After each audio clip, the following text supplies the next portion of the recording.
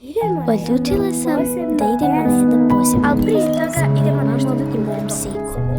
Mi smo se odlučile da idemo u prirodu, koju malo kada vidimo, ali u toku sedmice ali u mjesecu, možda čak i u godini.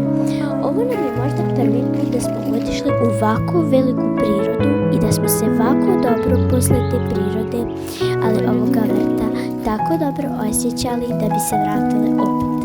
Ja i mama i moja sika nam je baš ovdje bilo dobro.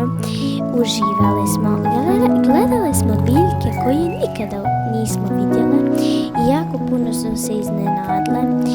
Uglavnom uživali smo, gledali smo, uzdihali smo onaj miris koji trebamo svi da uzdišemo, a ne miris koji uzdišemo u gradu, jer ovaj zrak, kisik nam je vjeredniji od onoga od grada.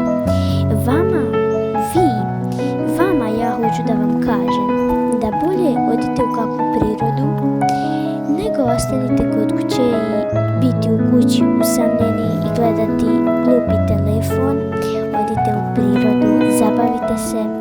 Vjerujte mi, ovo je najbolji dan moj bio, a vi sad nastavite da gledate ovaj video do kraja, bez mene i bez mog pričanja. I uživajte u ovoj pustolovini u kojoj smo ja i mama već bile.